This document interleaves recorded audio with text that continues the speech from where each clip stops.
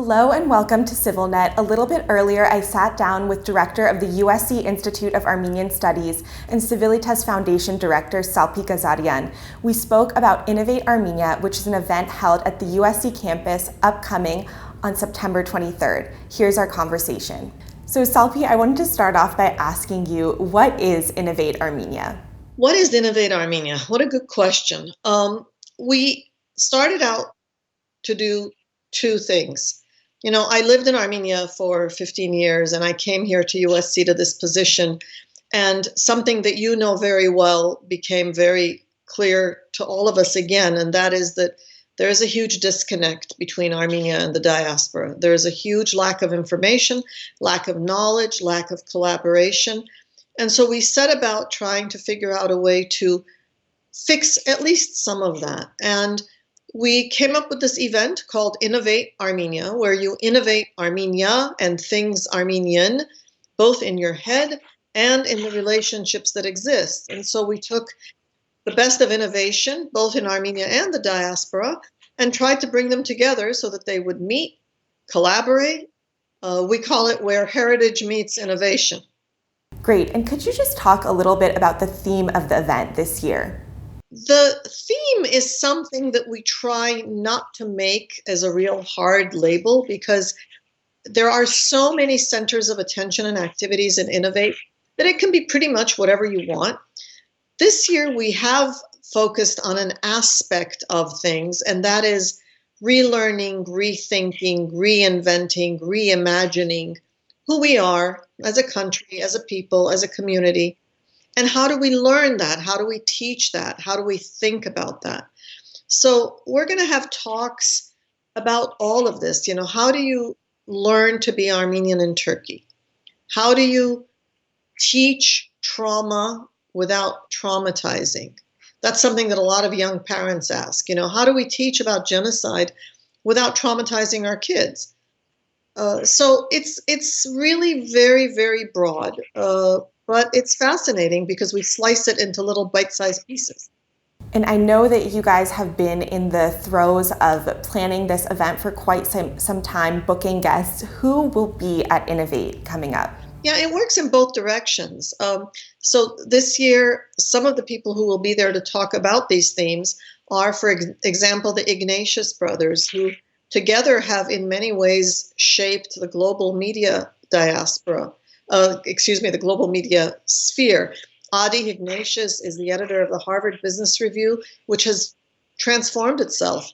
David Ignatius is an editor and a columnist at the Washington Post and always has a new spin on foreign policy, international relations, governance.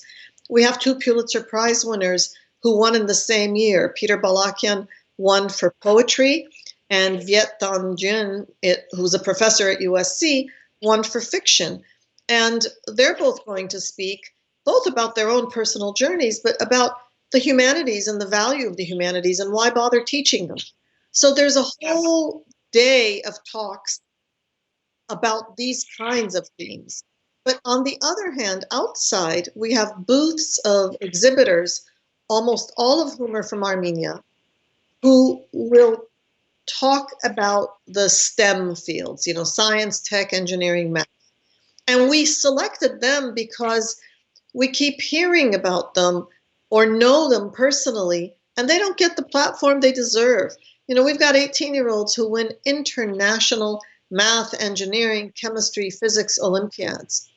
And they deserve a stage. We deserve, as a diaspora, to understand how this happens, and we deserve, as Armenia, to be able to do more of this and to have the resource to do more of this. So people kind of, you know, present themselves because they do fascinating work, and so we invite them.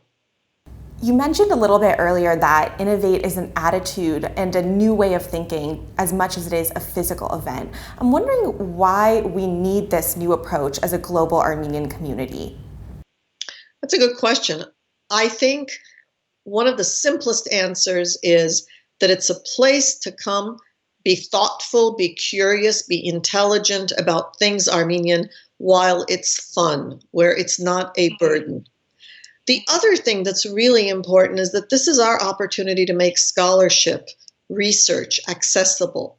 we have a vibrant Armenian studies community. We really do. It might be tiny, but it's vibrant.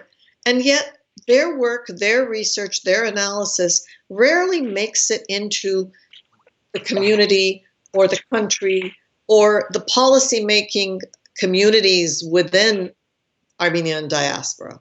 And this is an opportunity to make that kind of research accessible. There's going to be a talk about the feminist revolution of this last century, late 19th, early 20th century, and how this is feminism in Armenian.